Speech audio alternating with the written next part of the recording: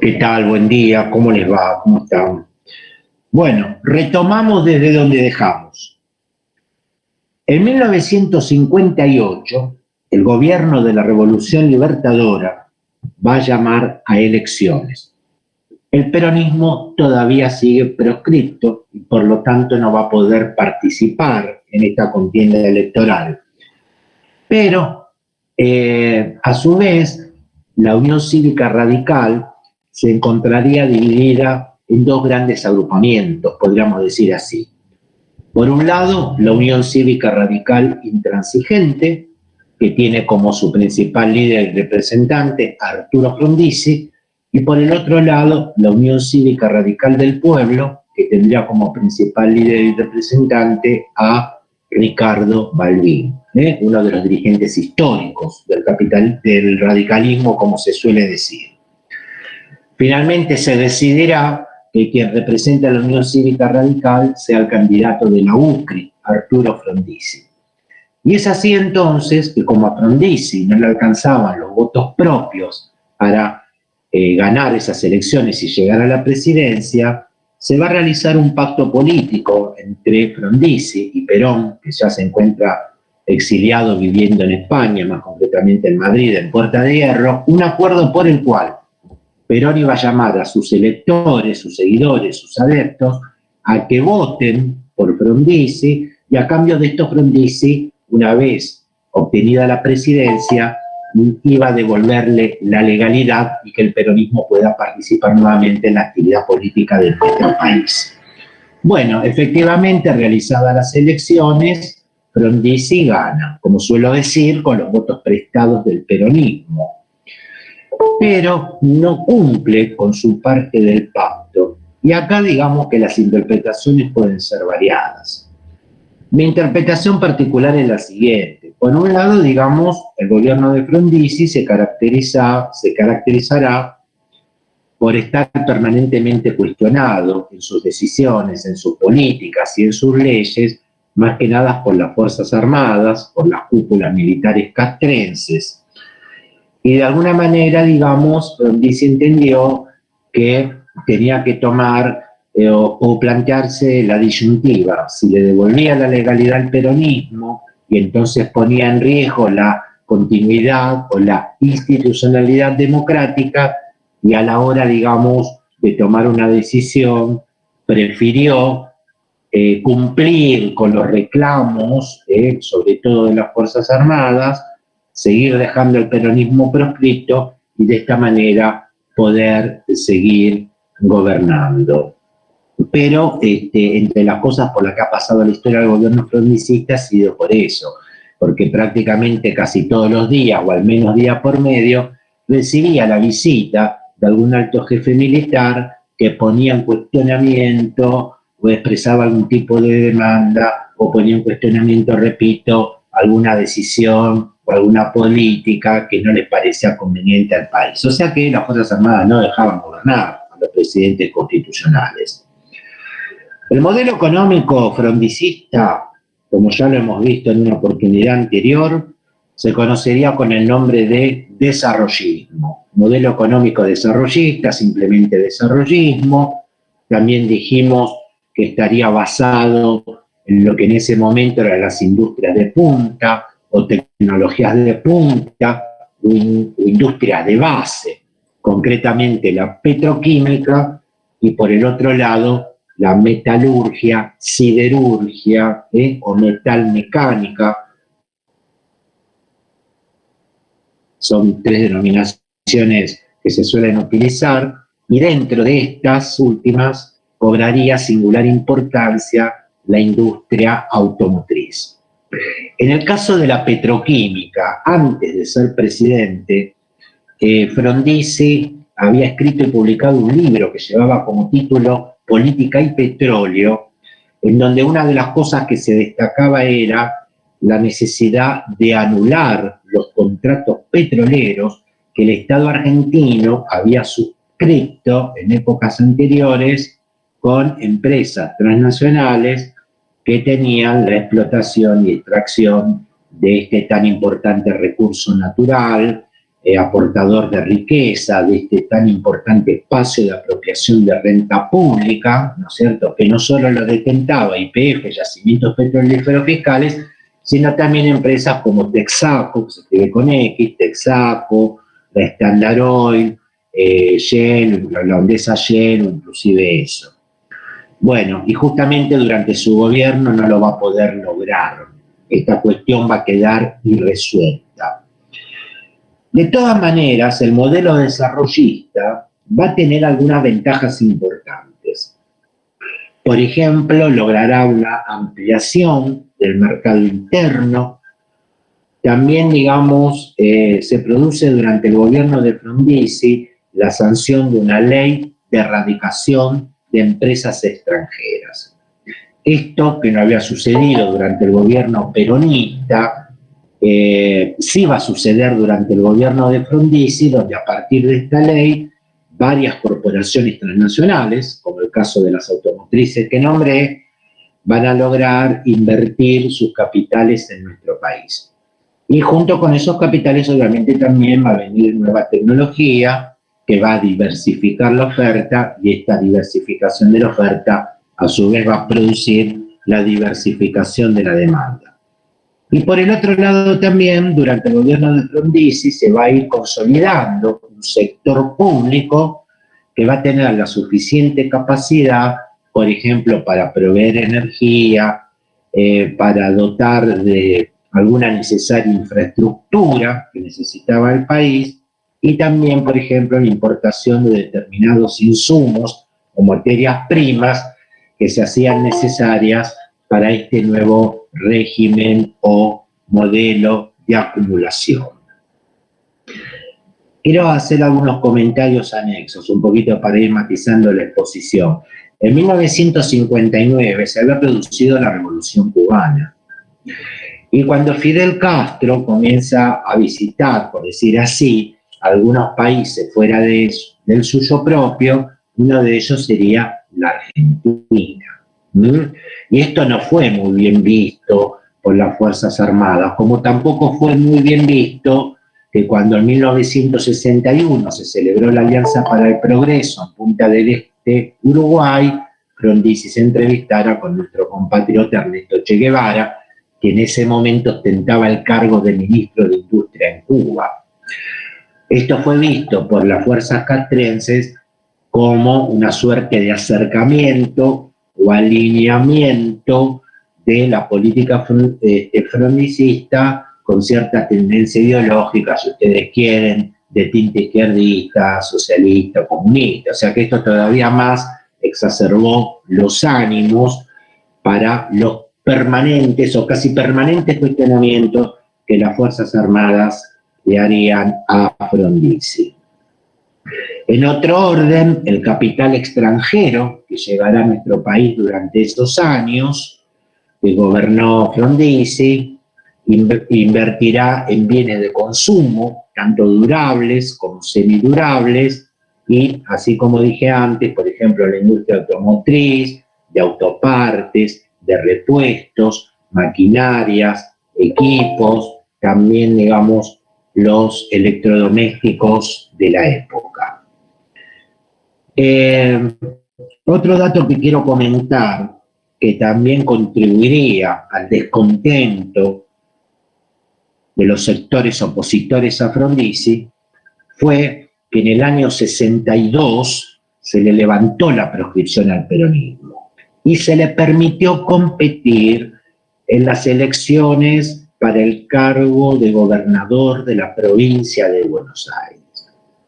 De alguna manera, como era de esperar, ese cargo lo ganó un candidato peronista, que más concretamente era un dirigente sindical de la industria metalúrgica que se llamaba Andrés Framini.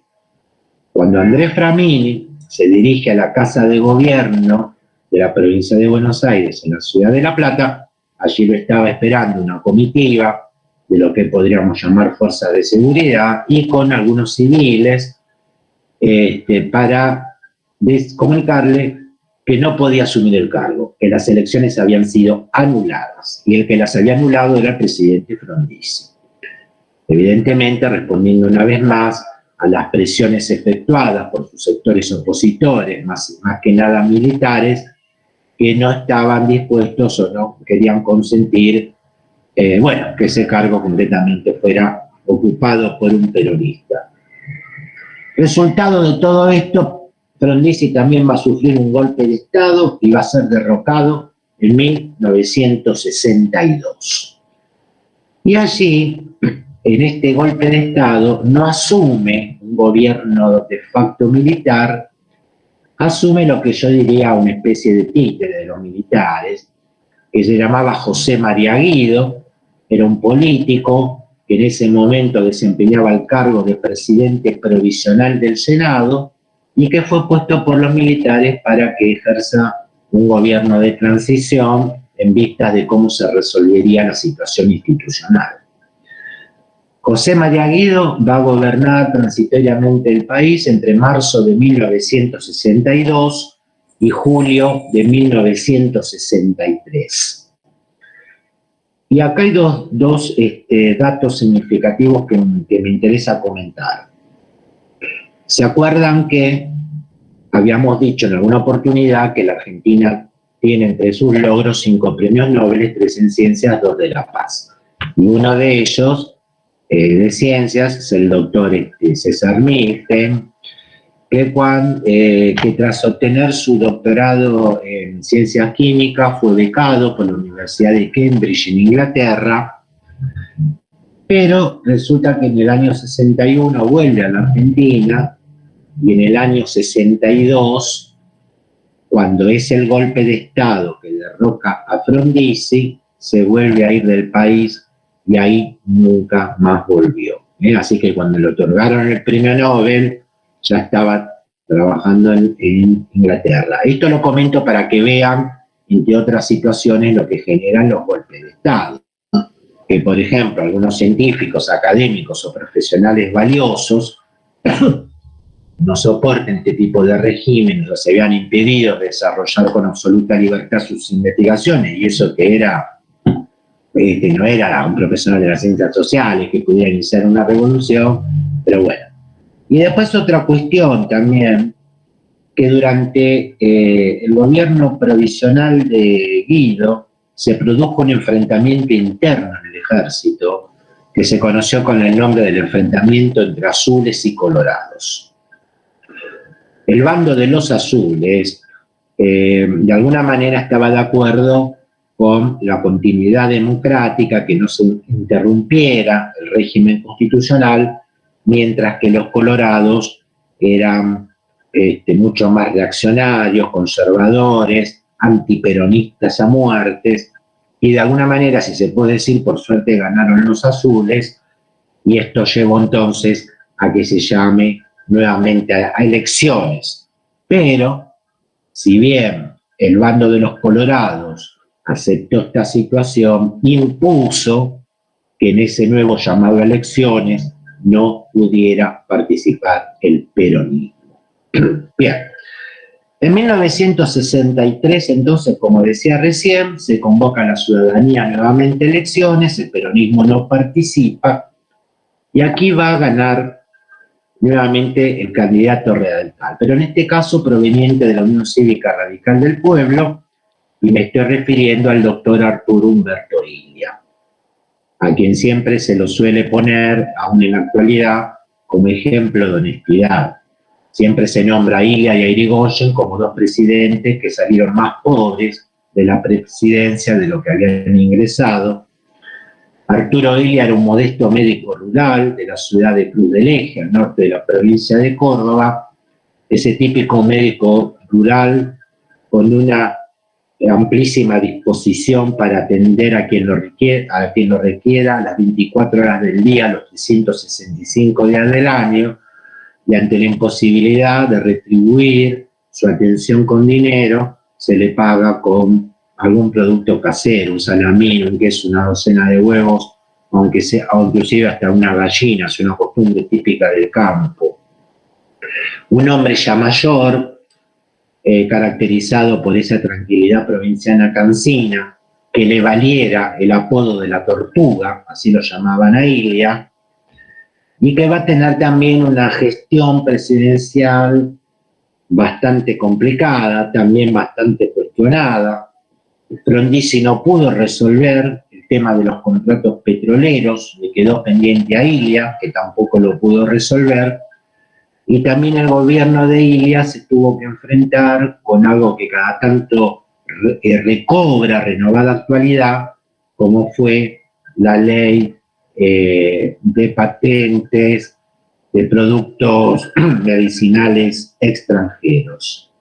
Y por otra parte también, uno de los sectores que no pudo satisfacer sus demandas fueron los sectores nucleados en el peronismo, bueno, que no le brindaron todo el apoyo, ¿no es cierto?, que hubiera sido necesario para mantenerse en el poder. De manera tal que lamentablemente también Ilia va a sufrir un golpe de Estado. Esto va a ser en junio de 1966. Ahí hay una frase que a veces me gusta citar. Ustedes se preguntarán, ¿y cómo derrocaban a los presidentes? Bueno, en algunos casos tan simplemente como que se forma una comitiva, se dirija a la Casa de Gobierno, ingresa al despacho presidencial y literalmente lo saquen de un brazo a la calle. Le pasó a Irigoyen, le pasó a Ilia, no fue el caso, digamos, de Perón, pero sí en estos casos de estos presidentes radicales. Y ahí la frase es cuando el general que encabeza la comitiva para derrocarlo, cuando lo tiene a Ilia frente a sí, Ilia le dice: usted no es un general de la nación, usted es un ladrón nocturno, le dijo Ilia. Bueno, derrocado Ilia, se va a instaurar un gobierno de facto militar que se autodenominará Gobierno de la Revolución Argentina, ¿no? Otra vez los militares llamándose revolucionarios a sí mismos, la Revolución Libertadora del 55 y ahora la Revolución Argentina del junio del 66. El gobierno de facto militar de la Revolución Argentina va a tener una sucesión de 3 presidentes, de facto todos ellos militares, generales de la nación. El primero será Juan Carlos Onganía. Juan Carlos Onganía va a estar en el poder de facto desde 1966 hasta 1970. Y acá voy a mencionar 2 hechos significativos.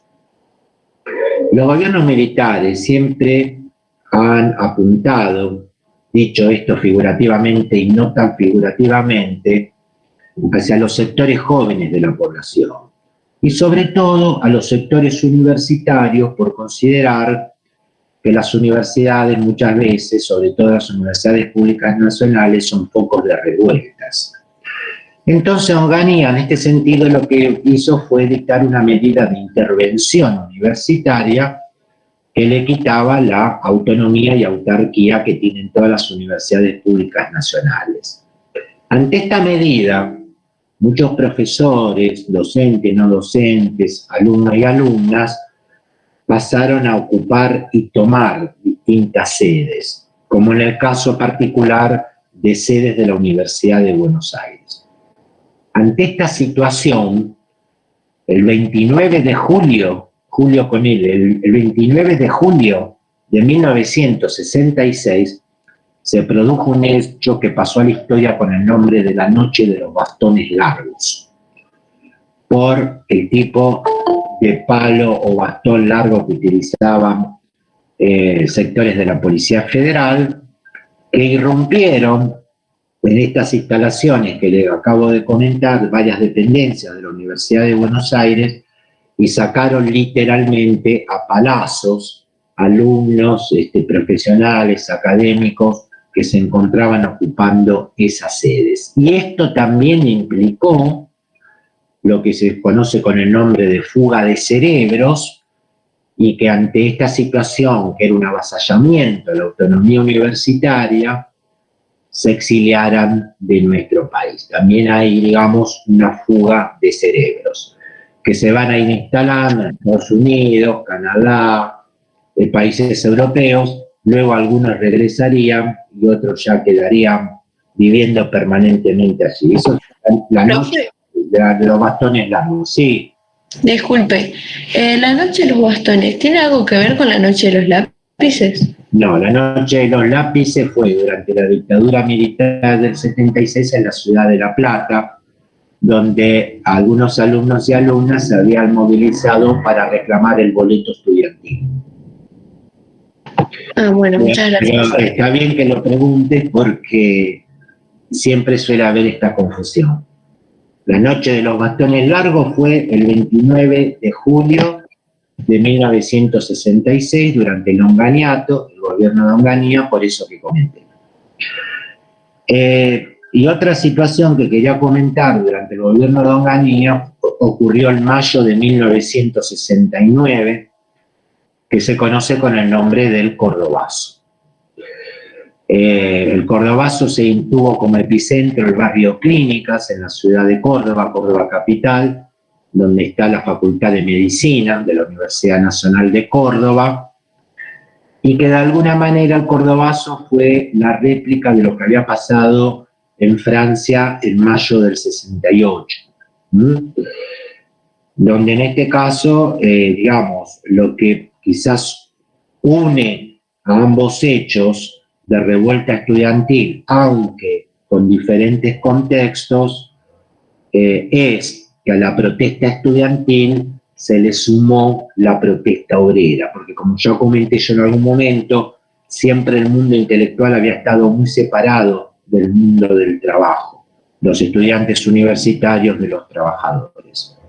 Y el Cordobazo, que después se replicó a su vez en otras provincias, de alguna manera implicó una fuerte herida, metafóricamente hablando, al gobierno de Onganía, y esto implicó entonces su recambio por otro presidente de facto militar, que se llamaba Roberto Marcelo Livingstone, y que va a estar en el poder entre 1970 y 1971.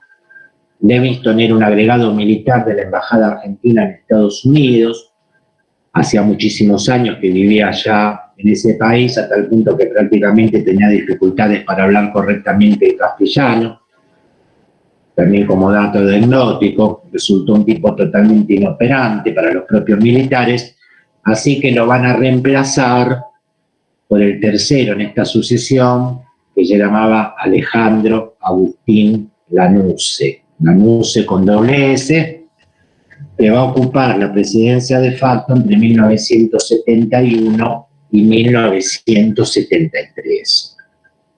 Bueno, mientras todo esto sucede, y con Perón aún en el exilio, había toda una intención por parte del movimiento peronista de que Perón regresara nuevamente al país, hasta inclusive la intención de que volviera a ser presidente.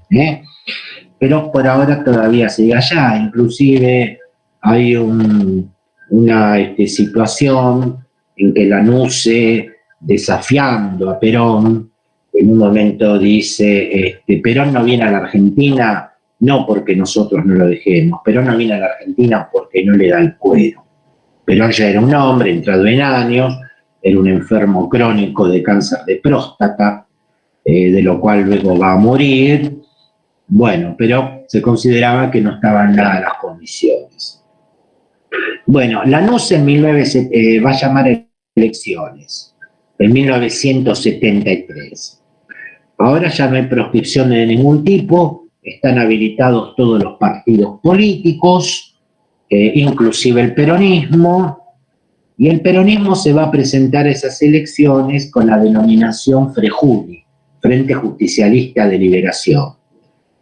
Y va a llevar como candidatos a los siguientes políticos: Héctor José Cámpora, candidato a presidente, y Vicente Solano Lima, candidato a vicepresidente. Fue esta una fórmula para tratar de... sí, perdón. Ahí donde dicen que, donde le dicen el eslogan Perón al poder, Cámpora, no sé cuál era el... Al revés, Cámpora al gobierno, Perón al poder. Ah. Ese era el eslogan que decían. Claro, exactamente. Gracias. Bueno, no hay por qué. Sí, Cámpora al gobierno, Perón al poder. Entonces, quería comentarles que durante los años del exilio de Perón, aún inclusive, sí, durante los años del exilio de Perón, el movimiento peronista estaba bastante dividido. Principalmente dividido en dos grandes fracciones o grupos que podríamos resumir en aquellos grupos más de derecha, aquellos grupos más de izquierda, digamos, grupos más radicalizados de cierta tendencia ideológica izquierdista, que entendían que el peronismo tenía entre sus bases propuestas socialistas, grupos que en una manifestación o protesta podían llegar a cantar Perón evita la patria socialista, y después otros agrupamientos más de la ortodoxia. Ahí vamos a encontrar fracciones como Guardia de Hierro, el Comando de Organización, y que siguiendo con esta analogía, en alguna protesta o movilización podían llegar a cantar ni yanquis ni marxistas, peronistas. También un poco Perón contribuía a esta división, a esta fractura interna.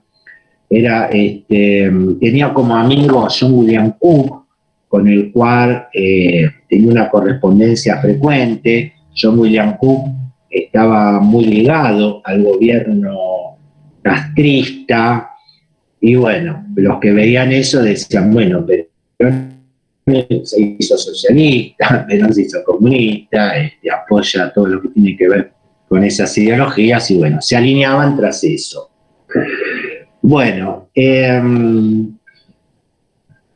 durante la presidencia de Cámpora, Perón finalmente va a regresar a la Argentina. El 20 de junio de 1973 es la fecha que se toma como el regreso definitivo de Perón a la Argentina. Pero fue un hecho lamentablemente luctuoso, que pasó a la historia como la masacre de Seiza.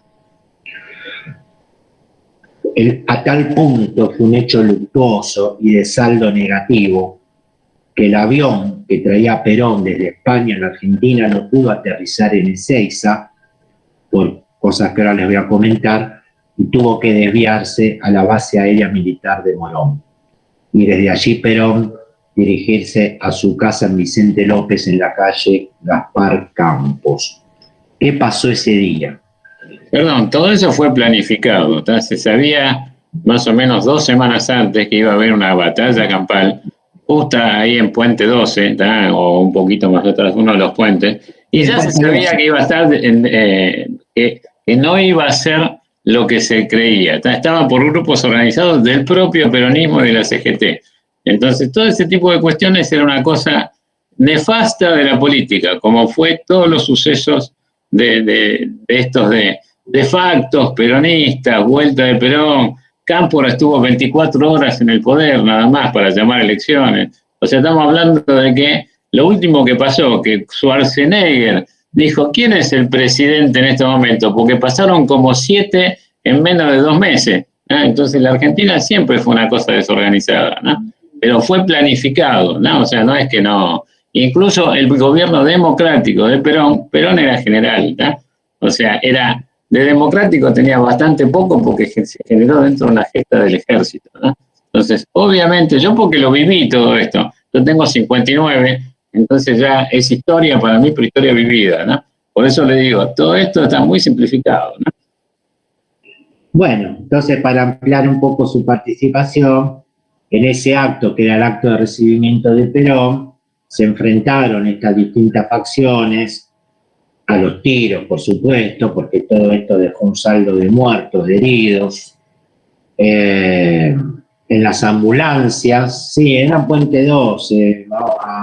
a unos kilómetros, digamos, concretamente del aeropuerto de Ezeiza, y en las ambulancias, digamos, en vez de haber camillas, tubos de oxígeno y los aparatos médicos que lleva una ambulancia, lo que había eran armas, de las cuales hicieron uso, bueno, los grupos estos organizados. Así que, bueno, se frustró un poco también peleándose por ver quién tenía más derecho, ¿no es cierto?, a recibir su líder, quién tenía más derecho a estar más cerca de recibimiento de su líder. Bueno, pero justamente como la idea latente era que Perón volviera a ser presidente, Cámpora y Solano Lima van a renunciar en julio de 1973, o sea que ocuparon la presidencia desde mayo a julio de 1973, y ahí asume provisoria y temporalmente otro político del peronismo llamado Raúl Alberto Lastiri, entre otras cosas, también apelando a mi memoria vivida, se lo recordaría porque era muy afecto a la vestimenta y tenía cientos de corbatas y cientos de trajes y cientos de pares de zapatos, bueno, pero datos anecdóticos que condimentan todo esto. Lastiri va a ocupar la presidencia de manera temporal y provisoria desde julio a octubre de 1973. Se llama a elecciones y ahí gana la fórmula Perón-Perón, ¿sí? Integrada por Juan Domingo Perón, candidato a presidente, y la entonces nueva esposa de Perón, la tercera, María Estela Martínez de Perón, más conocida como Isabelita. De ahí que la fórmula se conociera como la fórmula Perón-Perón.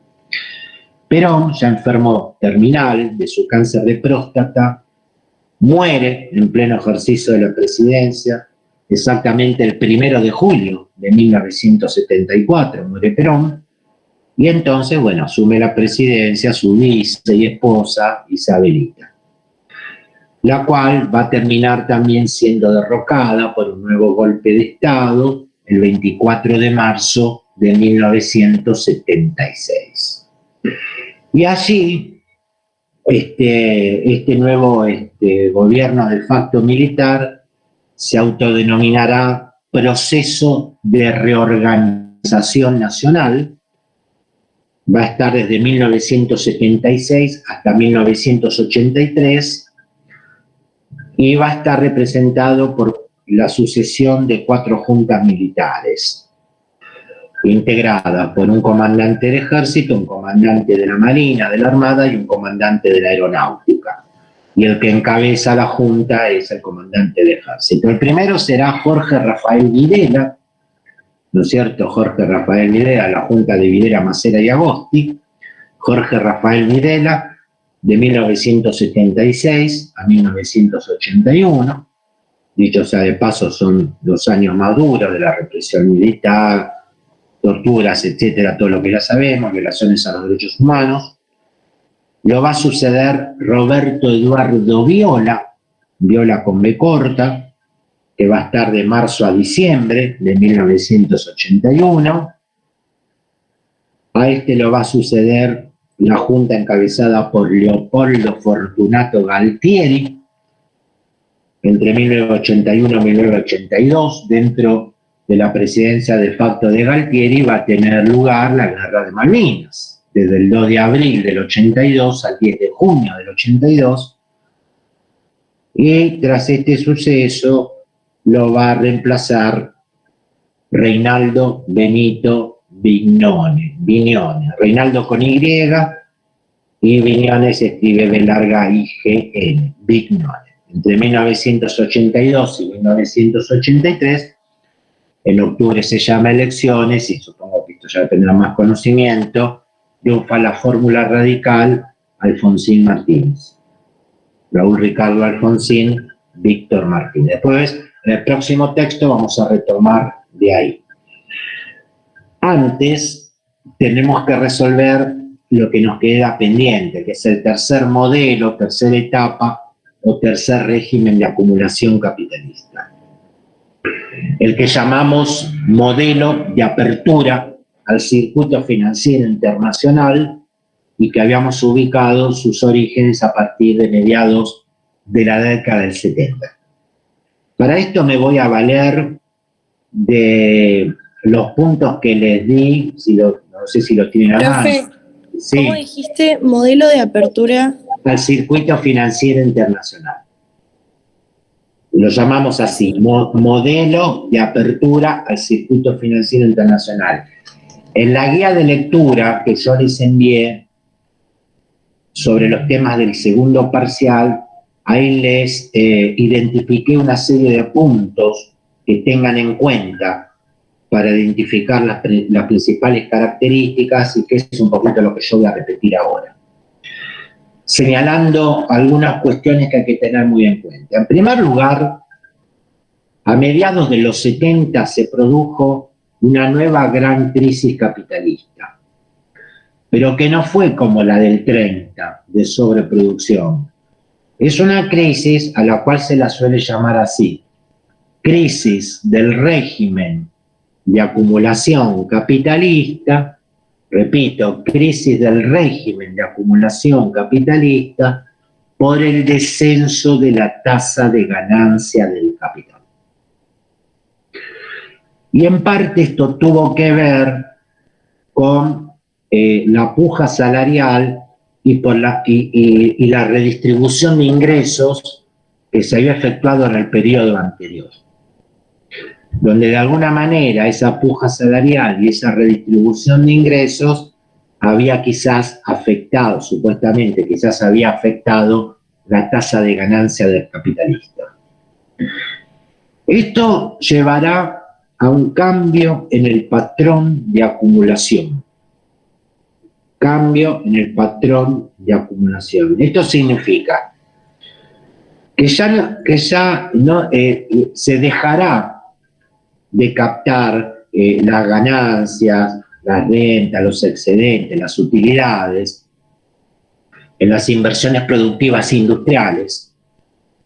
Y entonces comenzará una captación de la renta, la utilidad, la ganancia en los circuitos financieros. Por eso se llama apertura al circuito financiero internacional. Es decir, los grandes grupos capitalistas, en vez de invertir o reinvertir en actividades productivas industriales, van a empezar a invertir en cuentas financieras, tanto en los circuitos monetarios y financieros, tanto internacionales como nacionales, principalmente atraídos por las altas tasas de interés que se está ofreciendo, y ya vamos a ver por qué, pero eso va a ser tema de otra clase, pero en principio, para tenerlo en cuenta, las altas tasas de interés ofrecidas por los circuitos monetarios y financieros internacionales y nacionales sirven como atractivo para estas inversiones. Eso significa que cambia el patrón de acumulación, que pasa de ser productivo industrial a especulativo financiero. Esto también posibilitado por una gran liquidez en manos empresarias. Grandes grupos empresarios, grandes grupos capitalistas, cuentan en sus manos con una gran cantidad de dinero líquido que lo van a canalizar a esas cuentas. Lo cual también lleva a otra situación, una gran salida de capitales, o lo que comúnmente se llama fuga de capitales. Entonces, miles de millones de dólares concretamente, o de pesos transformados en dólares, van a ir a buscar la renta financiera que otorgan estas altas tasas de interés. A su vez, también posibilitado por la liberación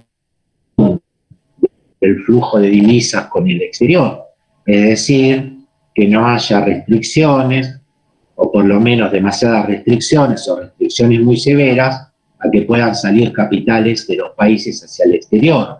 Eso significa liberación del flujo de divisas con el exterior. O sea que es un periodo en que se da una gran expansión de las actividades financieras, como dice en el texto, una gran hipertrofia, se escribe con H. Hipertrofia no es un concepto de la ciencia social, es un concepto de la biología. Hipertrofia, extensión, expansión de las actividades financieras. Bueno, y todo esto va a llevar a una desactivación, ¿no es cierto?, del aparato productivo industrial, a una falta de crecimiento económico, a un estancamiento del producto. Y hay otro aspecto más que condimenta esta situación, que de alguna manera podríamos decir se constituyó en el gran flagelo económico de los 70 a nivel capitalista mundial, no solamente de Argentina, de otros países, que fueron los altos índices inflacionarios. Pero altos índices inflacionarios combinados a su vez con otro aspecto y que llevará entonces a que se genere un nuevo vocablo. Es el concepto de estanflación, EST, todo junto, estanflación. Estanflación es un vocablo que trata de dar cuenta de dos aspectos combinados en un mismo proceso.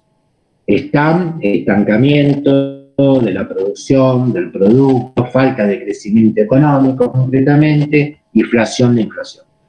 Entonces, que es lo peor que le pueda pasar a la economía de un país, dicho sea de paso. Combinado a las dos cosas, da como resultado el concepto de estanflación. Y en el caso particular de los países del Cono Sur latinoamericano, todo este contexto va a coincidir con dictaduras militares en el poder. Entonces, todas estas características que acabo de describir tienen una connotación particular en nuestros países del Cono Sur, y es que en ese momento, mediados de los 70, estábamos bajo dictaduras militares, Argentina, Chile, Paraguay, Brasil, etc. Bueno, con estas consideraciones entonces doy por cerrado el texto de Pedro Paz, la descripción de los tres modelos, y vamos a pasar ahora al siguiente texto. El siguiente texto lleva como título Los hilos sociales del poder. Su autor, Juan Manuel Villarreal. Los hilos sociales del poder, Juan Manuel Villarreal. Es un texto que nos ubica en las elecciones de 1983.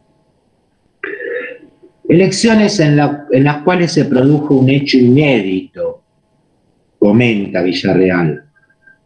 ¿Cuál fue ese hecho inédito? Que por primera vez el peronismo, no estando proscripto, perdía una elección presidencial. Ese es el hecho inédito de las elecciones del 83. Por primera vez en su historia, el peronismo, no estando prohibido, no estando proscripto, perdía una elección presidencial. Como dije ya hace unos instantes, las elecciones la ganó la fórmula del radicalismo, Alfonsín Martínez. La fórmula peronista era ítalo-argentino Luder, candidato a presidente, Deolindo Felipe Vittel con doble T, candidato a vicepresidente. Bueno, aquí el autor ensaya algunas posibles explicaciones a manera de hipótesis, diciendo que, por ejemplo, esa derrota puede haber sido porque se produjeron algunos fenómenos coyunturales durante la campaña electoral. Para los que no vivieron esa época o no, sí. Para el conjunto de la sociedad que vivimos esa época, la elección la pierden porque Herminio Iglesias prendió fuego el ataúd con las iniciales de los radicalismos. Ese fue el punto más esencial, que la gente lo vio como algo feo, algo negro, porque hasta ahí en ese momento venían cabeza a cabeza con Alfonsín en las encuestas. Y ese hecho, cuando te hace el cierre de campaña, que Herminio Iglesias prende fuego el ataúd, como diciendo, dando a entender que muerte a los radicales, todo eso, entonces ahí fue el cambio de la sociedad para cambiar las elecciones. Bueno, justamente aprovechando su participación y permitiéndome ampliarla, es a eso a lo que me iba a referir. Cuando se hace el acto de clausura de la campaña electoral, que fue en la avenida 9 de Julio, el palco estaba en el Obelisco, donde los principales oradores eran Luder y Vittel, a determinada altura del acto, el dirigente que dice usted, Herminio Iglesias, que en su fuero político no tenía más logros que haber sido intendente del partido de Avellaneda, le prendió fuego, no solo un ataúd, sino una corona, de esas que se utilizan para los velatorios, que representaban a Alfonsín y a la UCR. Y desde un análisis que puede parecer muy simplista, como bien comentaba, aunque no de significación menor, eso fue un acto de violencia política, quizá de violencia simbólica, pero violencia al fin, que puede haber generado que esta nueva, digamos, clase de electores, como se suele llamar, los indecisos o los independientes, ante las dudas de a quién votar, ante esa situación, decidieran volcar su voto, su favor electoral a la fórmula del radicalismo. Porque además, amplío un poquito más, en la memoria colectiva de una gran parte de la ciudadanía había quedado el registro de que el golpe de Estado del 76 y la llegada de los militares al poder había tenido también mucho que ver con todo lo que había pasado en el tercer gobierno peronista del 73 al 76, que fue una situación de mucho caos, de mucha violencia, de secuestros, asesinatos, etc. Entonces, como que no querían que el peronismo en el poder implicara volver a reeditar situaciones de esa naturaleza. Así que bueno, sí, parece un análisis simplista, pero tuvo su parte significativa, como decía recién, para que parte del electorado le dé su favor político al radicalismo. Profe, ¿a quién le prendieron fuego el ataúd y la corona que no entendí? No, fue un hecho simbólico. Este hombre, Herminio Iglesias, dirigente peronista, pero de menor raigambre, había ahí un ataúd y una corona, o sea, como esas coronas de flores que se utilizan en los velatorios. Le prendió fuego al ataúd y le prendió fuego a la corona. Ese ataúd y esa corona representaban a la Unión Cívica Radical y a Alfonsín. ¿Entendiste? Lucía, creo que es la que me preguntó. Sí, profe, sí, gracias. Ah, bueno. Un hecho de violencia simbólica, digamos. Sí. Como queriendo decir que el radicalismo estaba muerto, como que ya tenían ganadas las elecciones y que dejaban de existir el radicalismo. Claro. Con esa quema de ataúd le daban significado eso, que estaban muertos, que no tenían chance de ganar las elecciones. Claro, correcto, exacto, sí. Bueno, de todas maneras, el autor Villarreal no toma en cuenta esta situación como factor explicativo de por qué perdió el peronismo en el 83. No lo considera un hecho de mayor relevancia que explique por qué perdió. Entonces, nos lleva a considerar otra hipótesis u otra situación, que tiene que ver con lo siguiente. Tiene que ver con los cambios que se produjeron en la estructura social argentina durante la dictadura militar. Para él, el factor explicativo pasa por ahí. Repito, son por supuesto posiciones de los autores, capaz que tomamos otro autor y dice otra cosa, pero bueno, en este caso este autor dice esto: cambios en la estructura social durante la última dictadura militar. Vamos a conceptualizar entonces la propuesta de Villarreal.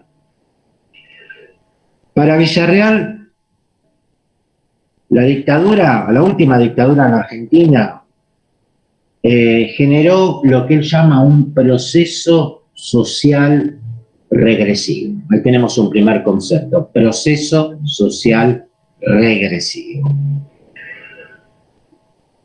Parte de este proceso social regresivo tuvo que ver con el poder dictatorial que ejerció o que tuvo un fuerte carácter represivo. ¿No es cierto? La dictadura, digamos, siempre se dice que esta última dictadura, a comparación de otras anteriores, se caracterizó por eso, ¿no? Un fuerte carácter represivo. Pero también, a pesar de eso, logró generar un determinado consenso. Yo creo que ahí, digamos, realmente está diciendo algo muy cierto, ¿no? Porque ninguna estructura de poder se puede sostener. No hablemos ya de legitimidad, el concepto de Weber, que nos puede tener ciertas dificultades ser aplicado acá. Un consenso.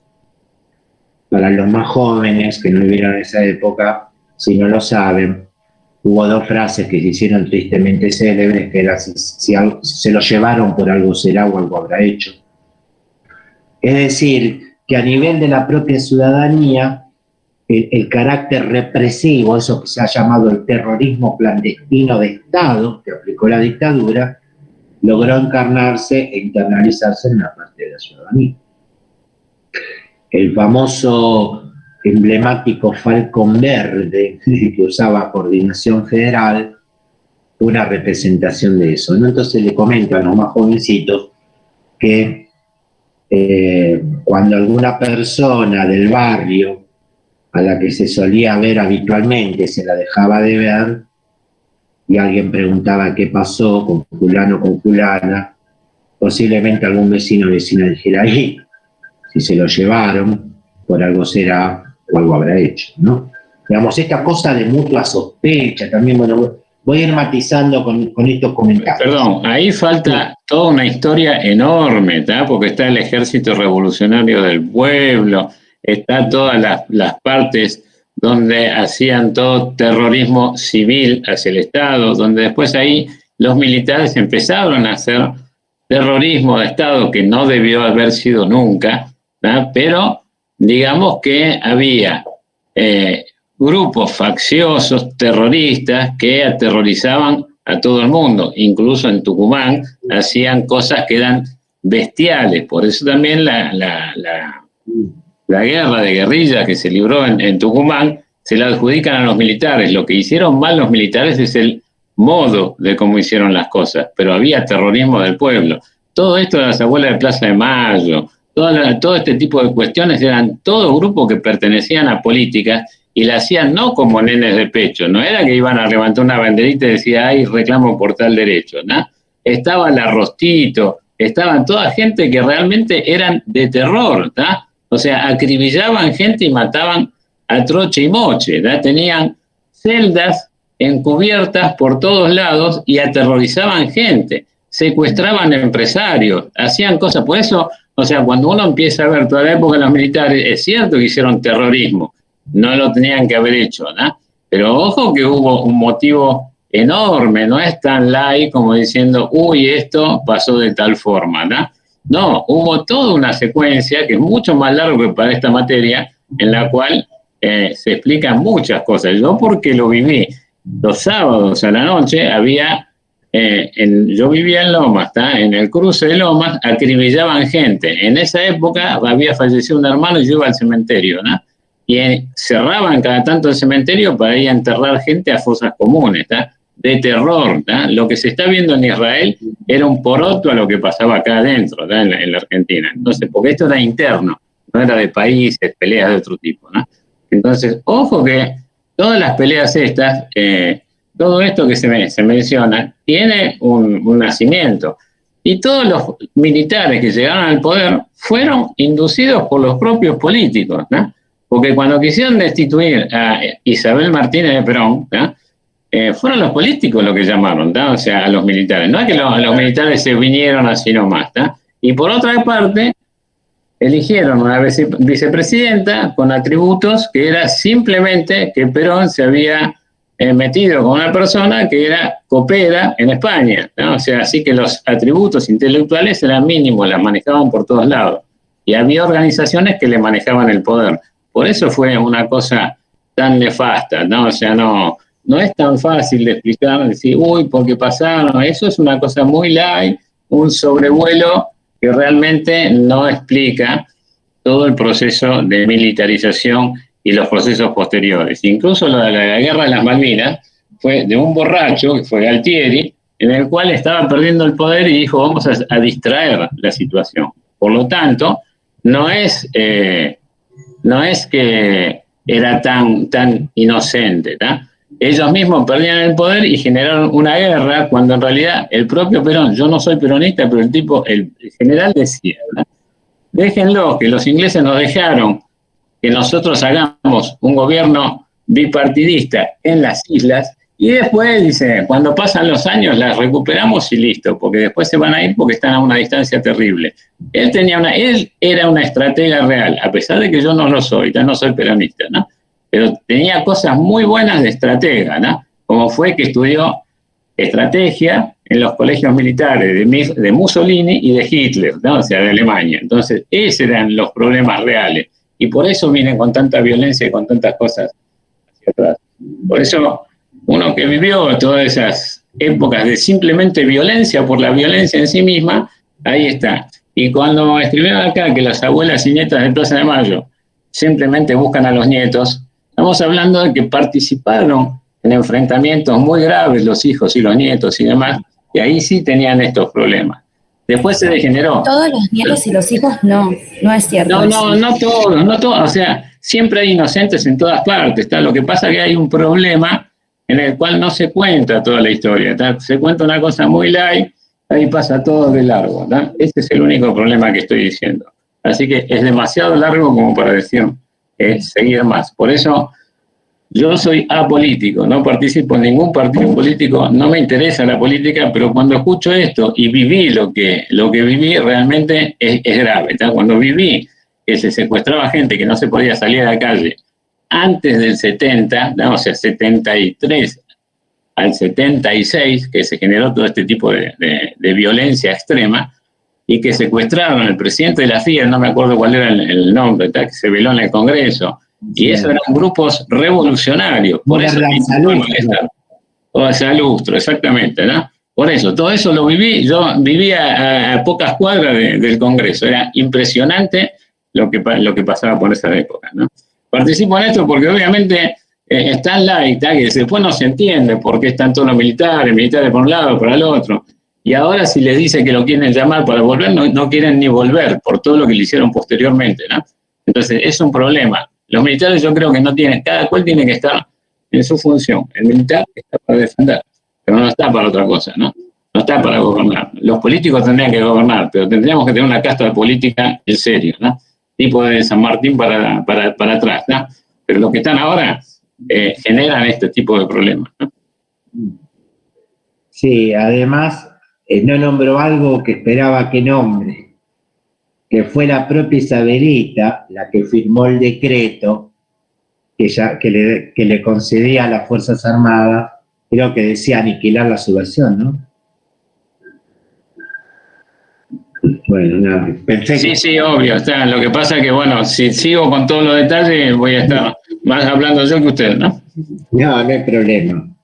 Pero bueno, complemento eso, ¿no? Que fue la propia presidenta constitucional la que firmó aquel famoso decreto donde le confería a las Fuerzas Armadas, creo que la palabra era aniquilar, no me acuerdo exactamente, algo así, la subversión. Y eso, claro, una vez que las Fuerzas Armadas tuvieron en su poder ese decreto presidencial, se sintieron con derecho a todo. Bueno, otra cuestión que plantea Villarreal como parte de este proceso social regresivo fue, él dice que generó la fragmentación, la heterogeneización de las clases subalternas. Clases subalternas es un concepto muy de Gramsci, de la sociología gramsciana, porque Villarreal hace sus análisis de esa perspectiva. Lo que quiero comentarle y aclararles es que clases subalternas no lo entiendan como únicamente relacionado con lo que solemos llamar los sectores pobres, carenciados, de menores recursos o más necesitados. Clases subalternas Gramsci lo utilizaba para referirse a todos aquellos sectores de la población que no forman parte de los sectores hegemónicos. Gramsci hacía esta división, sectores hegemónicos, sectores subalternos o clases subalternas, así que las clases subalternas pueden implicar una cobertura más amplia que los meros sectores más necesitados o simplemente los obreros. Bueno, vamos a este punto ahora. Según Villarreal, la estructura social de la Argentina pre-1976, o sea, previa a la dictadura, se había caracterizado por ser heterogénea por arriba y homogénea por abajo. Esos son los términos que utiliza. Estructura social argentina pre-76, pre-dictadura, él la llama heterogénea por arriba y homogénea por abajo. Y esta característica, dice, diferenciaba a nuestro país tanto de los países capitalistas industrializados como también del resto de los países latinoamericanos. Bueno, entonces vamos a ver qué significa. Heterogénea por arriba, el arriba se refiere a los sectores dominantes, a los grandes grupos propietarios, o en términos más precisos, sí, a los grandes grupos propietarios, a los grandes grupos dominantes, a los grandes grupos empresarios, que tenían sus intereses diversificados, fraccionados, por eso lo llama heterogéneos. Entonces, por ejemplo, dentro de lo que es la actividad económica, había grupos que tenían sus intereses ligados a actividades manufactureras o de exportación, otros a actividades agrícolas, otros a actividades de producción industrial, otros a los servicios de comercialización o de circulación. Está bien, Martín, no hay problema. Bueno, entonces a los servicios, a distintas actividades. Esos eran los intereses diversificados, fraccionados, heterogéneos. También dentro de esta heterogeneidad por arriba había ciertas fracturas ideológicas entre aquellos grupos dominantes que se inclinaban por tendencias más nacionalistas con respecto de aquellos que se inclinaban por tendencias más liberales. Bueno, esto en resumidas cuentas es a lo que se refiere con la heterogeneidad por arriba. Y en cuanto a la homogeneidad por abajo se refiere a que estas clases subalternas, pero ahora principalmente representadas por los obreros industriales, eran homogéneos en condiciones de vida, condiciones de trabajo y condiciones de ingreso. Entonces, independientemente de que se trate de obreros o trabajadores de la industria metalúrgica, de la industria plástica, la industria química, la industria frigorífica, la industria maderera, o la cantidad de diversas industrias que existan o que puedan considerarse, tenían homogéneas, similares, casi iguales condiciones de trabajo, de vida y de ingresos. En cambio, en otros países latinoamericanos, por la misma época, la heterogeneidad no solo era de los sectores dominantes, sino que la heterogeneidad también era de los sectores obreros o las clases subalternas en general. Entonces, en otros países latinoamericanos, por ejemplo, había una gran diferencia entre los obreros y los campesinos, entre los asalariados y los no asalariados, entre los que eran trabajadores formales y estables respecto de aquellos informales, o que en términos generales se llama la economía marginal. Estas eran las características pre-76. Entonces dice el autor que cuando la dictadura llega al poder, esta estructura social se modifica. Y él a esto lo llama un proceso de latinoamericanización. Todo junto a la palabra, latinoamericanización. La estructura social argentina pasa a parecerse más a la estructura de los otros países de América Latina, de los cuales antes nos diferenciábamos.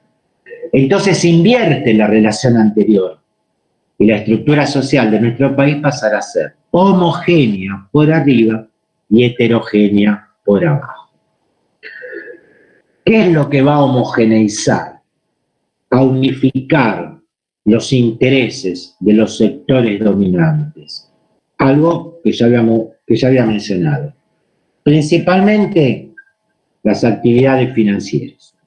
Entonces, es un proceso de latinoamericanización que tendrá un triple movimiento. Lo voy a leer textual. Ese triple movimiento consistió en la concentración y centralización del capital, concentración y centralización del capital por parte de estos grupos, la hegemonía y predominio del sector financiero, que fue la forma de articular los intereses que antes estaban diversificados, y también la representación y defensa del conjunto de los intereses de los grandes sectores propietarios por parte del gobierno militar. Bueno, todo esto entonces generó esa homogeneización de los sectores dominantes. En cuanto a la fragmentación popular o heterogeneidad de los sectores populares, fue el resultado también de un proceso de desindustrialización. Esto es importante tenerlo en cuenta porque de pronto el avance en esta exposición nos hace perder de vista que estamos tratando de entender por qué perdió el peronismo. Entonces ahí antes se hablaba del bipartidismo. El sistema político partidario argentino se caracteriza por ser atomizado. Hay una atomización, ¿no?, en varios grupos, varias representaciones políticas ejercidos por distintos partidos o como se llama espacios políticos. Pero tradicionalmente se ha considerado que los dos grandes grupos mayoritarios son el radicalismo y el peronismo. El radicalismo concentrando los votos, más que nada de los sectores medios, algunos medios altos, mientras que el peronismo se lo supone tradicionalmente concentrando el voto de lo que llamamos los sectores más humildes, más necesitados, de menores recursos, pero sobre todo los votos de la clase obrera industrial. Eso tenerlo en cuenta, porque si estamos hablando de un proceso de desindustrialización, a la par estamos hablando de un proceso que llevó a la reducción del número de trabajadores industriales. Entonces podría ser un factor explicativo.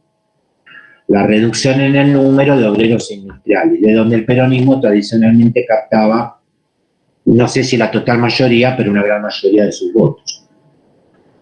Por otro lado también, la dictadura, como ustedes saben, apenas se estableció en el poder, estableció un estado de sitio permanente, inmediatamente quedaron suspendidas todas las garantías constitucionales, y estaba prohibida toda actividad política, estaba proscripta toda actividad política y sindical.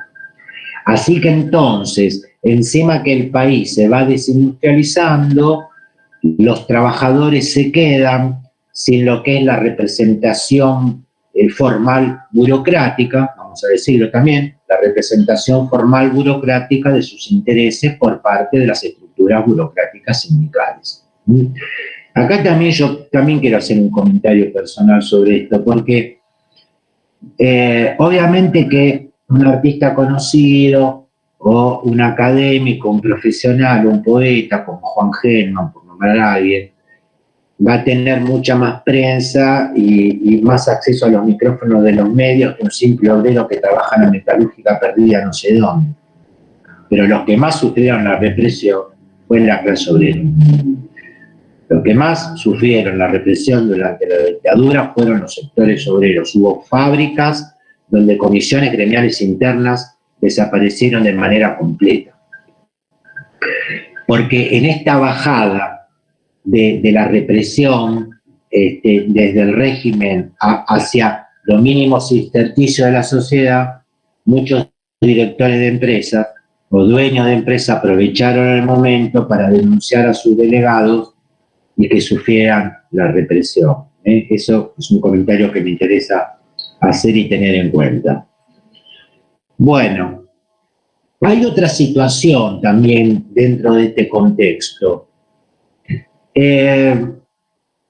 Voy a explicarlo, aunque supongo que lo saben, pero igual por la duda lo voy a explicar. Cuando hablamos de la división del sistema económico en sectores, hablamos de tres sectores, ¿no es cierto? El sector primario, que tiene que ver con todas las actividades primarias, la producción, la exportación de bienes primarios, materias primas, alimentos, recursos naturales, etc. Ese es el sector primario de la economía. El sector secundario de la economía es el que está relacionado con las actividades industriales. Y el sector terciario, que es el que a veces les cuesta entender, es el que está representado por lo que comúnmente llamamos servicios, ¿no? Por ejemplo, educación, salud, administración, justicia, turismo, comunicaciones, Eh, bueno, sí, esos serían como los principales, pero hay una cantidad determinada de servicios. Todas esas actividades que forman parte del sector servicios pertenecen al sector terciario de la economía. Y durante los 70 o mediados de los 70 en adelante va a ir creciendo este sector terciario. La economía se va a ir terciarizando. Acá también cometen la confusión de pensar en lo que son más actualmente los servicios tercerizados que pueda tomar una empresa, como por ejemplo, en vez de tomar personal propio para la limpieza, contrata una empresa que haga la limpieza, un servicio de terceros. No, no es eso. Terciarización de la economía significa que el sector terciario, el sector servicios, se fue expandiendo. A la par, el sector primario ya no era el predominante, venía en declinación y el sector secundario industrial también venía sufriendo un retroceso. Y dentro del sector terciario servicios vamos a encontrar que va a ir creciendo el número de empleados terciarios, es decir, el número de empleados que pertenecen a esas actividades. También hay un fenómeno interesante en los 70 desde el punto de vista laboral, que es concomitante a todo esto, que es lo que se llama cuentapropismo. El cuentapropismo, el trabajador por cuenta propia. O sea, el trabajador que no está en una relación salarial dependiente, sino que es eso que llamamos comúnmente los trabajadores autónomos. Y en ese momento se va a dar un crecimiento del cuentapropismo. Muchos trabajadores van a dejar la relación salarial dependiente y van a tratar de instalarse por su cuenta en lo que hacen, un oficio, una profesión puede ser también. A su vez, esta fragmentación va a tener como marco, no tengo ningún problema si quieren con lo que voy a decir que participen, desde lo que sepan lo que quieran decir, una fuerte sociedad disciplinaria, ¿no es cierto? Hay un politólogo argentino, ya falleció, que es Guillermo O'Donnell, el padre de María O'Donnell, que también es uno de nuestros académicos distinguidos que hace años que vivía en el exterior, que él dice que nosotros fuimos en esos años una sociedad que se patrulló a sí misma y que así como en los campos de exterminio nazi existían los capos con cada kilo, que eran los propios judíos prisioneros que actuaban como guardias con los otros judíos prisioneros, nosotros en nuestra sociedad tuvimos nuestros propios capos. Hace esta similitud Guillermo O'Donnell, una sociedad que se patrulló a sí misma, más allá del famoso Falcón Verde o los móviles policiales, y que tuvimos propios capos, nuestros propios conciudadanos que identifican, la típica identificación con el agresor, eso es un mecanismo psicológico, parecido al síndrome de Estocolmo, que la secuestrada se enamora de su secuestrador. Bueno, más o menos así. No siempre hay gente que se identifica con el agresor, no sé si para pasarla bien o vaya a saber para qué, y denunciaban entonces también nuestros propios capos con cada kilo, así como en los campos de exterminio nazi, algo parecido.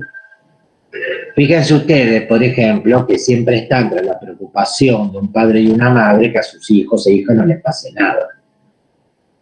Pero esto se exacerba aún más cuando, bajo ese régimen, tus padres te pueden decir, cuidado con quién hablas, cuidado lo que decís, cuidado con quién te metes, porque no sabes con quién estás hablando, quién te está escuchando. Entonces estas son cosas que trascienden a eso que se comentaba recién de las acciones terroristas, que algunos llaman la guerra sucia, o como los militares llamaron la teoría de los dos demonios. O sea, es cierto, si no podemos hablar de todo esto vamos a estar hasta mañana, que no es el caso, pero también es interesante comentar eso, ¿no es cierto? Más allá de las acciones guerrilleras que mataron a Oberdan Salustro, o de las guarniciones militares como la ESMA, que se torturaba mientras se jugaba el Mundial del 78, en el Estadio Monumental de River, a pocas cuadras se torturaba y mataba gente en la ESMA. Bueno, por supuesto que podemos hablar de un montón de cosas.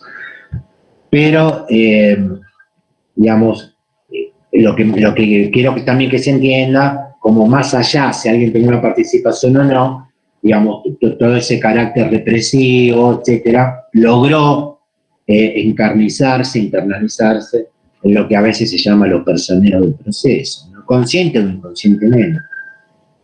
Entonces fue una sociedad muy disciplinaria. Se apoderó de la sociedad una fuerte cultura del miedo, y esto también llevó a que determinados valores que por ahí habían sido característicos de nuestra sociedad se trastocaran o se transformaran en otros valores. Por ejemplo, la solidaridad. Capaz que algunos de ustedes piensan que nuestra sociedad no es muy solidaria, pero dentro de todo ha sido bastante solidaria. La solidaridad fue transformándose en individualismo. Hubo toda una individualización de las conductas colectivas, porque en un momento que están proscriptos y cerrados todos los canales legales de participación institucionales, un partido político, un sindicato, una asociación cultural, en un momento donde el solo hecho de ser joven era sinónimo de ser sospechoso, subversivo, extremista. Esto siempre de que las dictaduras, digamos, fueron contra la juventud por considerarla como revolucionaria, revoltosa, jóvenes que no tenían absolutamente nada que ver, que no participaban de ninguna acción extremista, jóvenes que por ahí estaban en tiempos no digitales, que se usaban las agendas en papel. Por ahí vos tenías un amigo que sí estaba en algún tipo de actividad así, y cuando secuestraban esas agendas, iban por todos los que estaban en la agenda, amigos, conocidos, parientes, familiares, así que en la volteada podía caer cualquiera. Esto también hay que decirlo. Más allá de los que sí asesinaron poniendo una bomba a la hija de Lambruschini, del almirante de Lambruschini, sí, por supuesto, pero también cayó en la volteada mucha gente que no tenía absolutamente nada que ver por el solo hecho de que su nombre, su dirección o su teléfono figuraba en la agenda de un amigo que capaz que sí estaba en algún tipo de actividad y que vos no sabías absolutamente nada de lo que hacía fuera de tu amistad o de tu conocimiento, tu relación. Así que bueno, hay todo un repliegue, ¿no es cierto?, a la actividad, al ámbito doméstico. Hay todo un repliegue al ámbito doméstico, al ámbito privado, cercenada la posibilidad de una actividad pública. Así que bueno, la solidaridad sufrió de alguna manera ese trastocamiento. La cooperación también se fue transformando en competencia y la homogeneidad se fue también transformando en fragmentación. Bueno, habla acá algo de la Guerra de Malvinas. La Guerra de Malvinas, 2 de abril de 1982, tropas argentinas invaden las islas.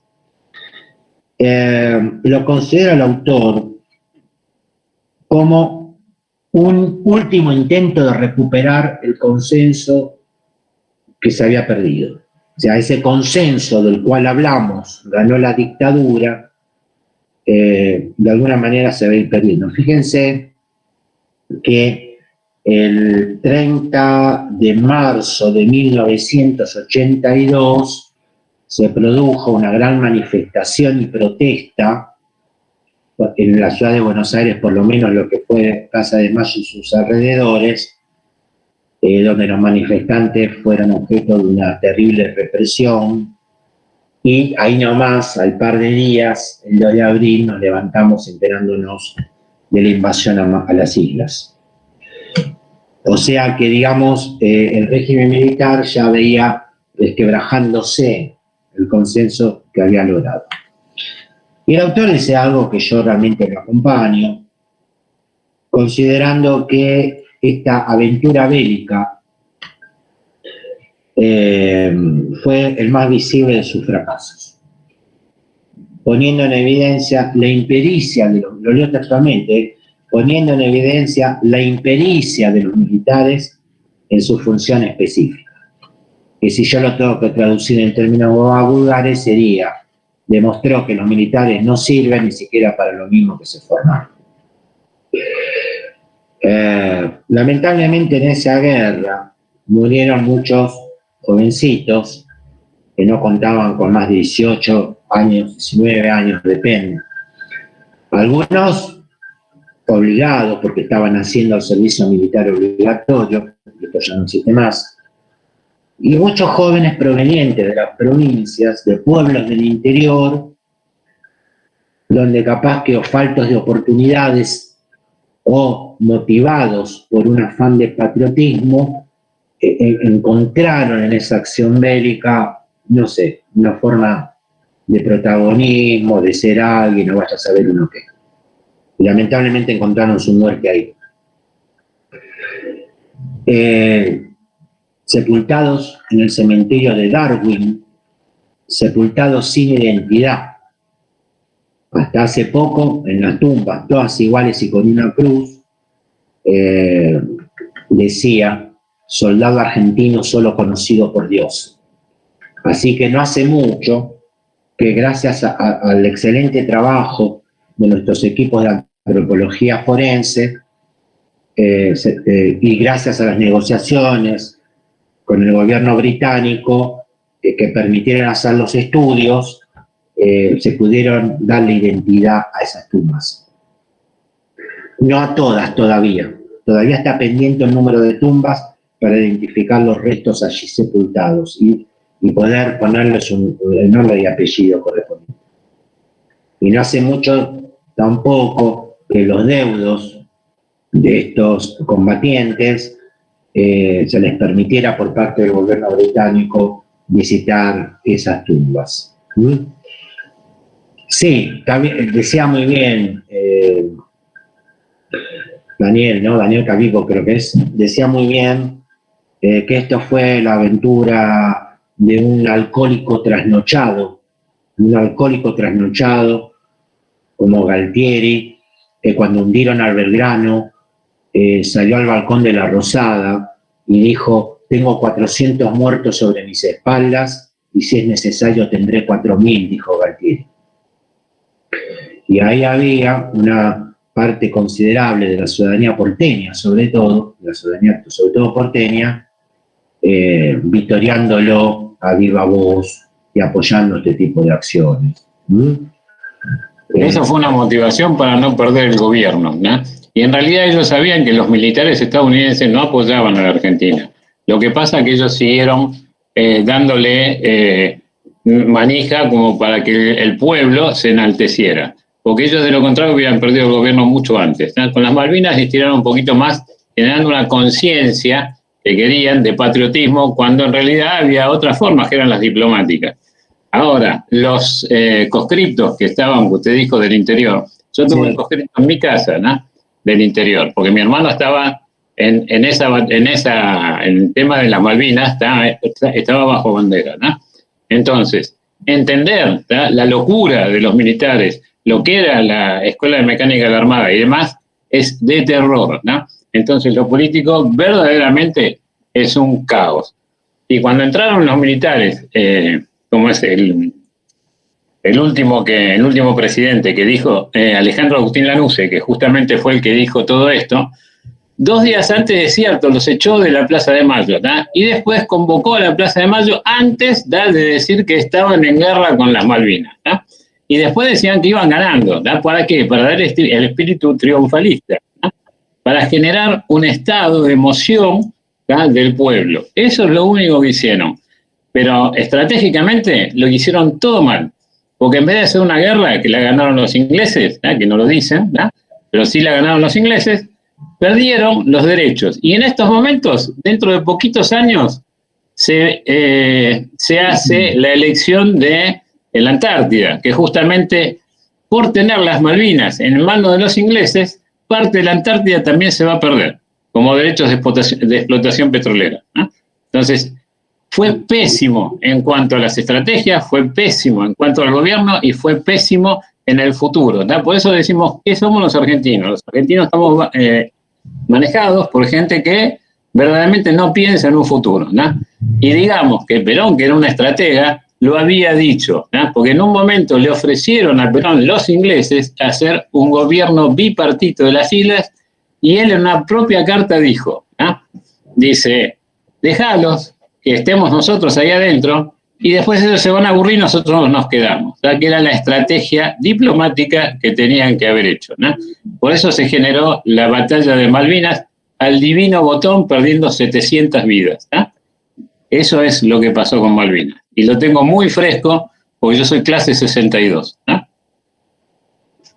Bueno, y justamente hablando agrego algo más, de los Estados Unidos, intervenía como mediador el general retirado Alexander Haig, que evidentemente estaba a favor de Gran Bretaña. Digamos, Estados Unidos nunca jamás va a ir contra Gran Bretaña, por lo menos en estas cuestiones. Y los militares están cortos de miras, los militares argentinos no le estaban declarando la guerra, de alguna manera les estaban... Pero ¿por qué los Estados Unidos están siempre con Gran Bretaña? Porque en realidad eran parte de las colonias, ¿no? En realidad son generación de, como es, anglosajones, los dos. Obviamente no van a estar a favor de la Argentina. Pero eso es una estrategia que tiene que conocer un militar argentino. O sea, no puedo decirlo yo. Eso lo tiene que conocer. Eso se llama historia, ¿no? Historia y generación de pueblos. Lo que uno tiene que hacer es emplear las estrategias como para ganar dentro de la estrategia. O sea, se gana con la inteligencia, no con una bomba, ¿no? Esa es la forma de ganar. Y nosotros perdemos todo.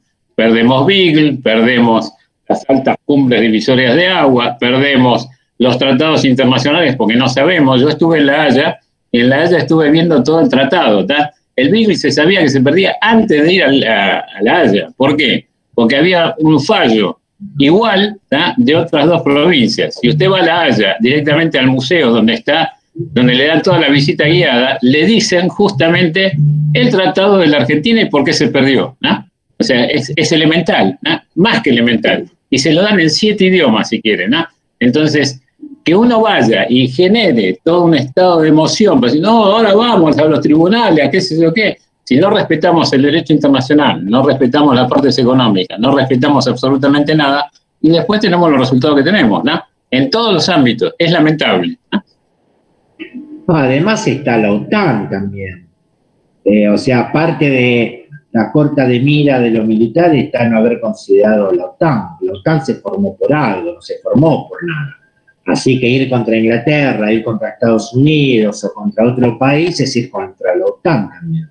Sí, Godoy, ¿quería decir algo? Sí, que también falta aclarar que Inglaterra y Estados Unidos nunca se van a poner en contra porque ellos tienen ¿cómo le puedo decir? Un interés por los cielos continentales, que ese va a ser el próximo conflicto bélico que se va a venir, porque la reserva de agua pura y potable es la Antártida.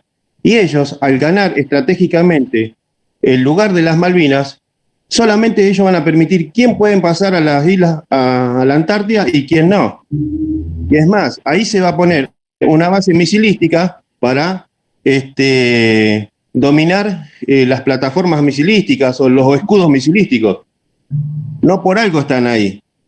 No comento más porque son cosas militares.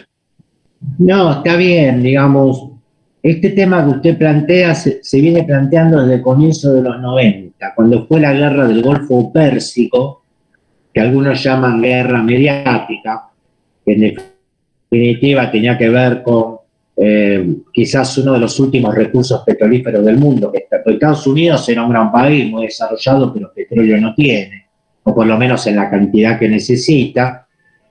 Y se decía ya, después de la guerra del Golfo en el 91, que después de esa guerra por el petróleo iba a venir la guerra por el agua. Y es cierto, pero yo no la tengo tan registrada como por el lado de la Antártida, la reserva parífera, sino creo que por el lado de la cuenca del Paraná creo que es, pero bueno, no importa. Pero sí. Otra cosa que es del agua, ¿no?, es la exportación de productos agrícolas, ¿no? ¿Por qué no se producen en el mundo productos agrícolas? Por el agua, ¿no? Cuando uno exporta soja, exporta vegetales y exporta otra cosa, está exportando agua también, porque eso crece con agua, ¿no? Y eso no se dan cuenta porque es un tratado estratégico, es una cuestión estratégica, ¿no? No es solo el agua potable en sí misma, ¿no? Y acá ponemos cuestiones minerales que contaminamos con arsénico el agua, ¿no? Estamos hablando de cosas de locura, ¿no? Entonces, ¿por qué? Porque una provincia no tiene determinada cuestión, dice, no, acá vamos a hacer minería. Sí, pero ¿cómo? ¿Ah? Hay que ver el método para no contaminar, ¿ah? Porque los recursos naturales no es ni el petróleo, ni el oro, ni nada de eso. Es el agua, ¿ah?, y parte de recursos energéticos. En estos momentos el litio, que está en Salta, y hay otra, bueno, Vaca Muerta, que es extracción de petróleo por convención, por sistemas no convencionales, ¿ah? Y lo de la Antártida tiene que ver con Malvinas, porque se va a repartir la Antártida, no recuerdo si es en el 2030 o 2035, una cosa así, hay un derecho que dijeron que iban a estar todos hasta ese tiempo. Como no vamos a recuperar nada de la isla Malvinas, va a estar en el tratado en discusión. Entonces se va a repartir y vamos a perder la parte de la Antártida, ¿eh? Entre los chilenos y los ingleses que están en Malvinas, ahí tenemos otro problema más, ¿eh? Y bueno, no quiero seguir más porque verdaderamente cada vez que uno estudia un poco de historia, dice, ¿qué políticos que tenemos? ¿No? Verdaderamente están como para decirle, pagarle un sueldo y que se vayan a su casa, que no hablen más, ¿no? Porque la verdad, cada vez que hacen algo, lo hacen pésimo, sin pensar en estrategias políticas a largo plazo, ¿no? Y insisto, no soy ni político ni militante, ¿no? Solo veo una realidad, ¿no? A partir de que se reblandece el régimen militar, van a comenzar también, dice el autor, el aprovechamiento, la palabra que me sale, va a surgir el aprovechamiento de algunas situaciones que no son los canales legales, institucionales, formales de representación y expresión. O sea, concretamente lo que quiero decir es esto, que en un momento en que estaban cerrados, obstruidos los canales tradicionales, legales de participación, valga como ejemplo un partido político, un sindicato, una parte de la ciudadanía va a aprovechar otro tipo de expresiones. Por ejemplo, una procesión religiosa, como puede ser, no sé, la famosa peregrinación a Luján. Una procesión religiosa, obviamente lo convocante es la fe, la creencia religiosa, y se aprovecha entonces una procesión religiosa para expresar determinadas reclamos, demandas, reivindicaciones contra el régimen. Los jóvenes, en su caso, van a aprovechar los festivales juveniles de música. Lo mismo, hay elementos, lo convocante, que puede ser la música, un artista, una banda, se resuelve en un ámbito propicio para que los jóvenes se reúnan y también puedan expresarse con cánticos, consignas o con distintas acciones sus protestas contra el régimen. Lo mismo agrupamientos culturales y por supuesto también, de manera quizás más representativa, todas las asociaciones de defensa de los derechos humanos. ¿Se acuerdan que entre los premios Nobel de la Paz está Adolfo Pérez Esquivel, el arquitecto Adolfo Pérez Esquivel, titular del CERPAJ, Servicio de Paz y Justicia para América Latina, que la Academia Sueca lo premió con el Nobel de la Paz allá por el 81, si mal no recuerdo, fundamentalmente a partir de todo lo que tenía que ver con las violaciones y denuncias de los derechos humanos en el exterior, de lo cual también sería todo un capítulo aparte de cómo se... Ahí antes nombraban las abuelas de Plaza de Mayo, cómo se formaron, etcétera, etcétera. Pero bueno, quiero ver si puedo cerrar este artículo. En otro orden, el autor plantea lo siguiente. Él dice que los análisis que se hacen del proceso militar argentino, de la última dictadura, la mayoría de ellos parten desde una perspectiva económica, que la mayoría de los análisis lo que hacen es, por ejemplo, analizar la gestión económica del que fuera el ministro de Economía de Videla, José Alfredo Martínez de Oz y los siguientes, pero más que nada de Martínez de Oz. Entonces lo que propone el autor es otra perspectiva, una mirada desde el poder, ¿no? Que es el análisis un poco que él trata de hacer acá, entendiendo el poder como algo mucho más difuso, general y complejo, el poder como algo mucho más difuso, general y complejo, que solamente una forma de gobierno, sus protagonistas o sus leyes. El poder es mucho más amplio que eso, implica una compleja red de instituciones, de partidos, de grupos sociales, de tendencias ideológicas, etc. Bueno, un poquito para ir cerrando.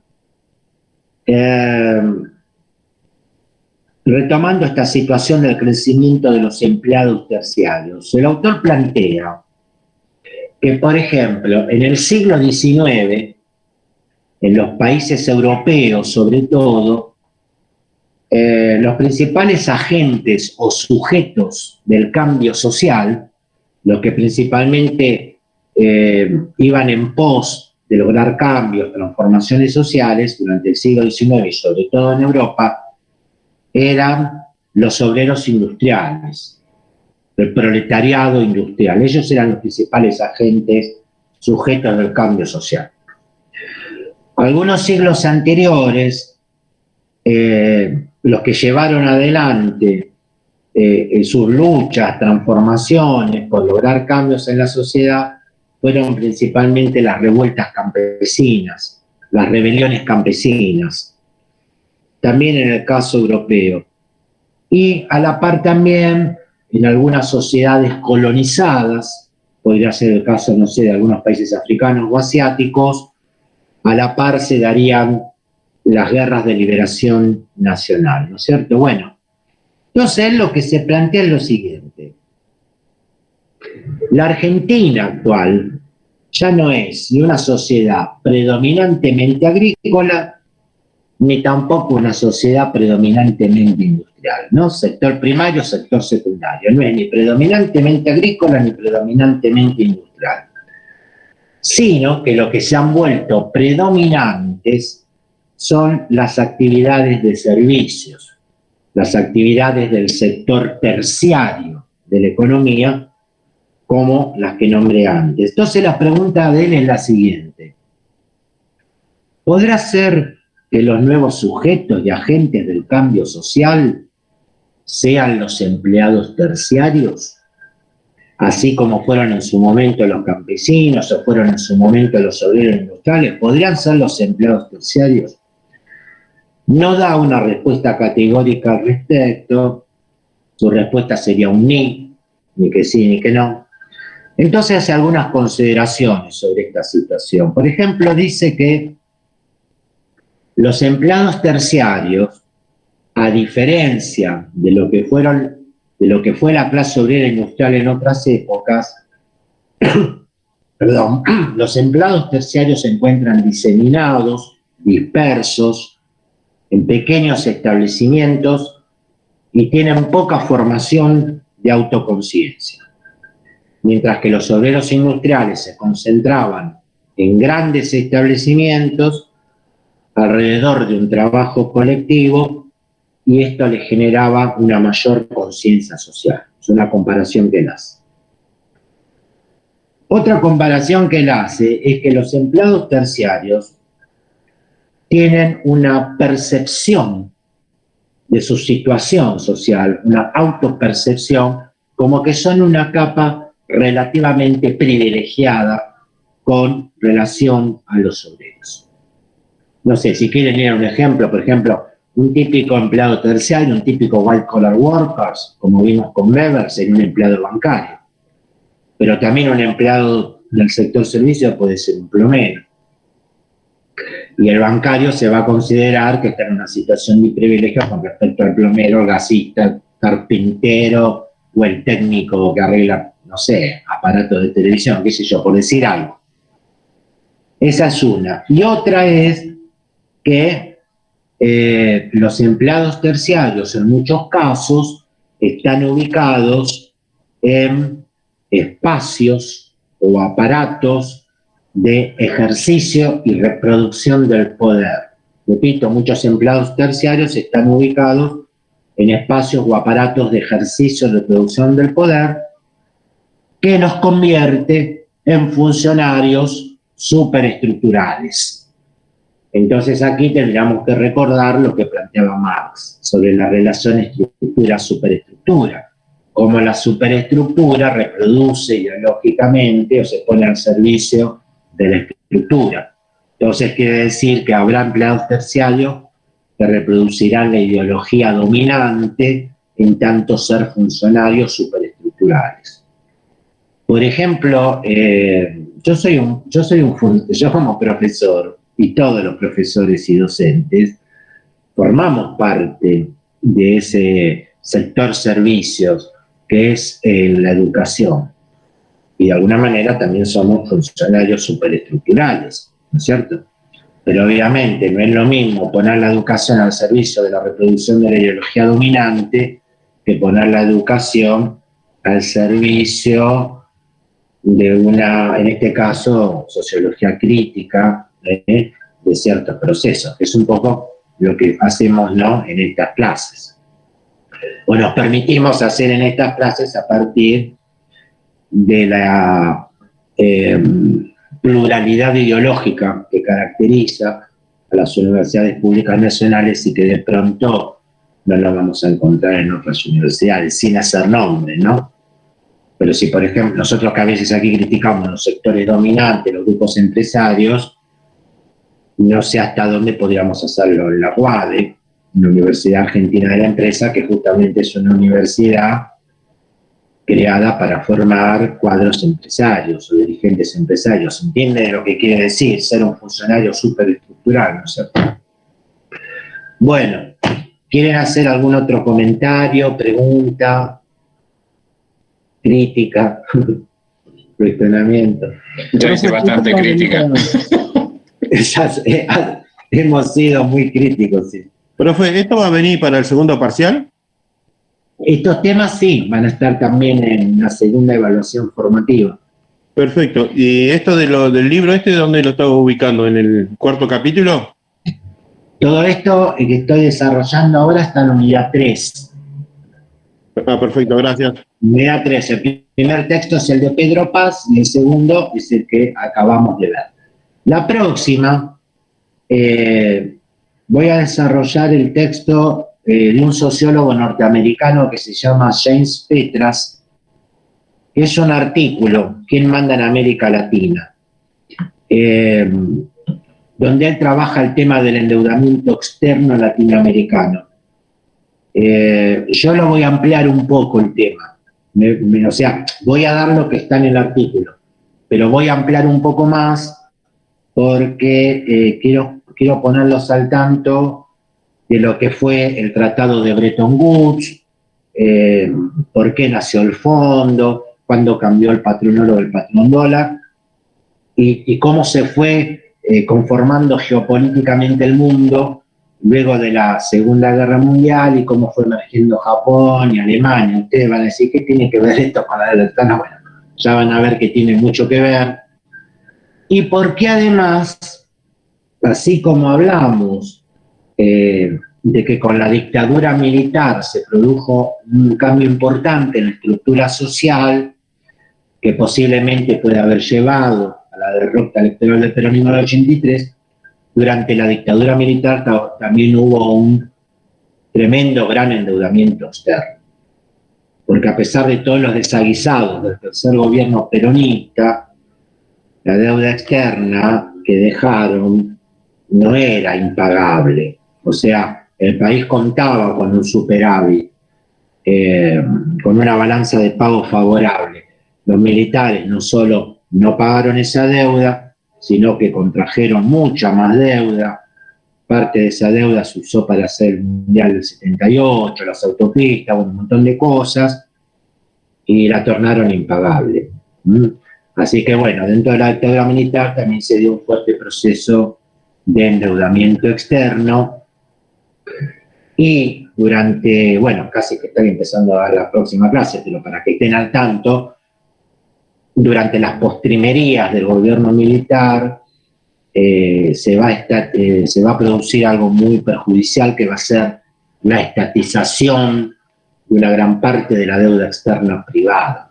Una gran parte de deuda externa que había sido tomado por agentes privados, bueno, va a pasar a recaer sobre el Estado Nacional, lo que es lo mismo decir sobre toda la sociedad. Bueno, pero todo eso vamos a hablar la próxima. Gracias por su atención, por las participaciones y será hasta el próximo encuentro. Que sigan bien. Gracias. Gracias, hasta la próxima. Chao, profe.